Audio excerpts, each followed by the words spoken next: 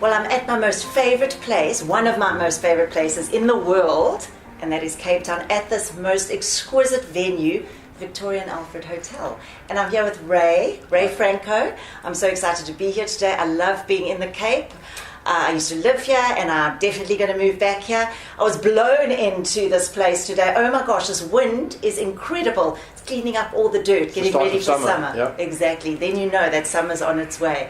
Rey, thank you for taking the time to chat to us today. I'd like to know a little bit more about this beautiful waterfront, about Cape Town, if you could share some insight with us.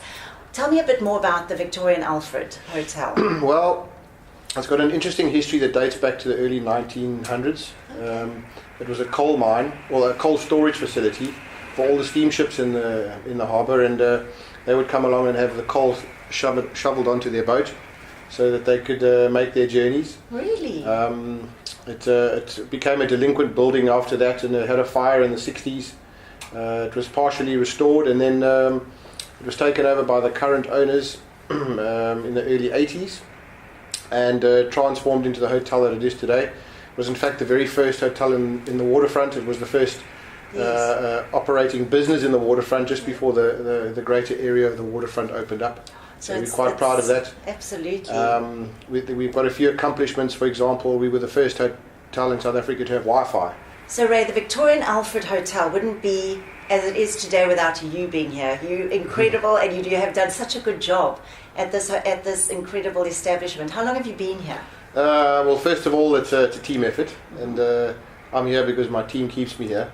I started in August 2013. Okay, Yep. All right, that's stunning. And I was here a little while ago, and you were doing major renovations, but now I ate at the restaurant last night, and oh my gosh, it's so beautiful. And I was there for breakfast, and I'm going to go to the supper tonight. It's looking absolutely stunning. Thank you very much. Really, It was a really. 4-month project. We literally gutted the ground floor. It was a project that we've been had earmarked for quite some time, and we had to delay it due to a number of complications, but we got it off the ground, and we're very happy. It's looking beautiful. Yep. Now, Rey, with the weak South African rand, unfortunately for us, South Africans living here, naturally I know the internationals are streaming to our shores, but how is it affecting the local South Africans? Are you still getting a lot of people coming in from South Africa to stay here? We do. We've got a good mix of South Africans, mostly corporates, and we're looking at the forecast ahead with the Christmas season. We'll have a lot of local visitors that will come and visit us, which has been historic. Yes, absolutely. Now, when you get international guests or international requests or inquiries, and a lot of the people will say, or new-time South African visitors, about the crime that our South Africa, what response would you find you'll give them? And well, if I travel to Sao Paulo and I walk in the wrong regions, exactly. I'll probably get it worse. Yes. Downtown London, New Delhi, New York. These all I don't think we're unique here, and we advise our guests where not to go, and yes. for the majority of that, the time after that, they go to safe places and they enjoy, and we haven't had any bad reports back after that. Yeah. That's stunning. And why do you think Cape Town is so fabulous? Why do you think so many people come to these shores? There's far too much to see and do, and the feedback that we've received from our clients, and I speak as a local myself, you get lost in the choice, and you get lost in the beauty of Cape Town. So I think if I was a foreigner, I'd want to come back here time and time. It is a very, very special place, definitely. I think the people are an integral part of that as well. Definitely. And you seem to work with such an amazing team, which is nice. There's a lovely camaraderie and everything between all of you, which is divine. Especially that cocktail making that was downstairs earlier. I never got my cocktail, by the way. I'm still waiting. After this interview. Okay, yay. If now you could invite anyone, a celebrity or a politician or whoever you would like to invite to come and stay here, that you would feel honoured to have here, please, besides Donald Trump, who would you invite? Well, close to him, but I think I'd invite Michelle Obama and the Obama family. I think her as a mom, first of all, and how she's stood as a pillar next to her man, and how she's positioned herself in the face of the global fraternity has been amazing. So I'd like to invite her. I know. Well, when you do, I'm coming to meet her and him, because I also agree. I think she's an outstanding wonderful woman, you know, very different to a lot of other wives that come in and, part of the whole thing.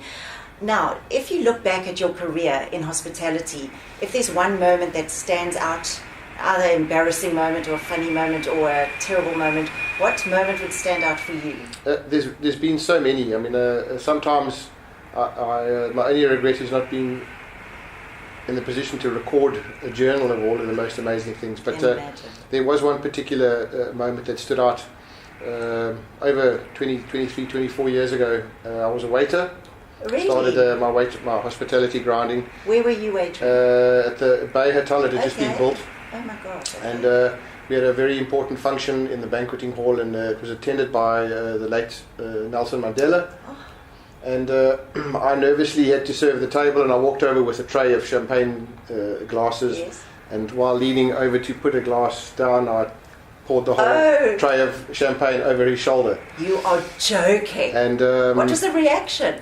I froze, and everyone at the table was like in shock. And he stood up and he kind of shook it all off, and he said to me, "Young man, it's not the mistakes we make in life; it's how we recover from them." So my word, what it was a special moment, and it didn't make me feel any better at the time because I just dropped all over him. But that was a moment, That is something definitely that will stick with you forever, and a beautiful story to tell. Wow, very, very stunning. Ray, if you could encourage more tourism to South Africa and to Cape Town, how would you go about doing that?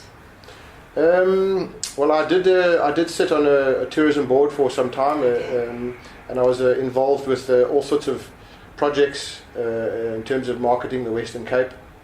And I think I would focus on the people of the region, the friendliness, and I would focus on the service offerings that we have, the multitude of food offerings, and I would package that to keep the people coming back. No, absolutely. And service is key, I think, because you go to so many places and the service is just shocking. So do you have a lot of training that your waiters and your staff go through, I'm sure? We do a lot of training, but the key thing for us is we employ people and we focus on people who want to be here.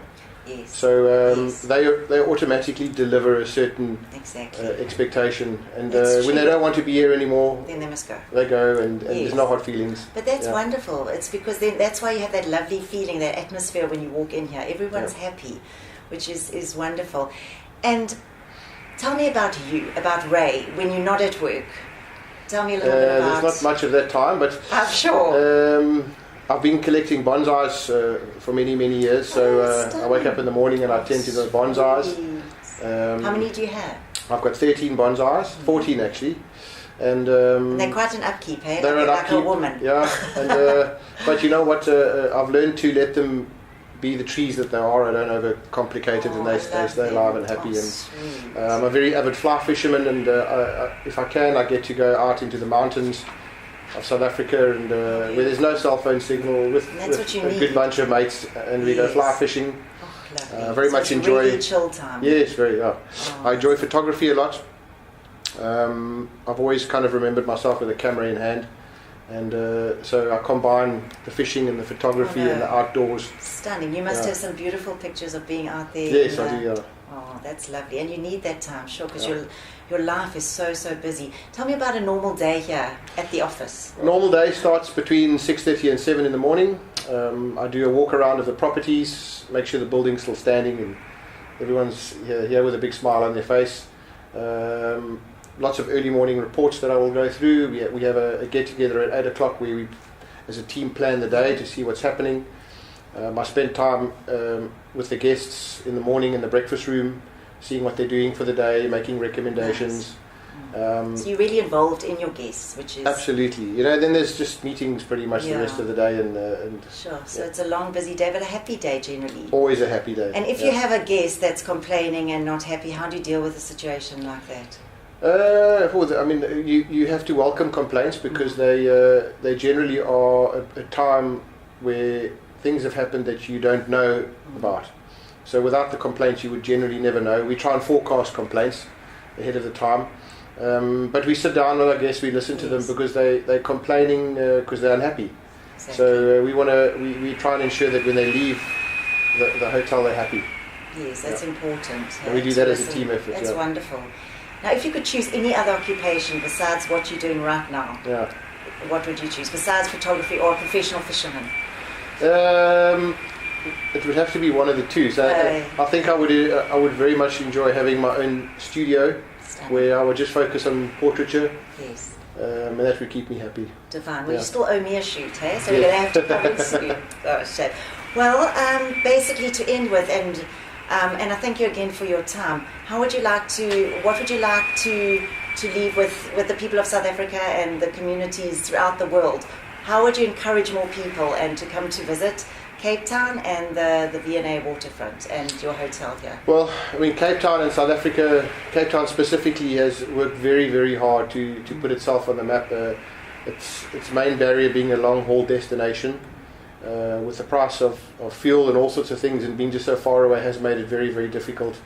But the people of Cape Town believe who they are, and they believe that what they've got in terms of their offering. Yes. And we just welcome the rest of the world to come and see that. Wonderful, which I'm sure they will. Yeah. I'm sure the people who haven't been here definitely will. And in a year from now, do you see yourself still here, or do you? I enjoy the group that I'm with.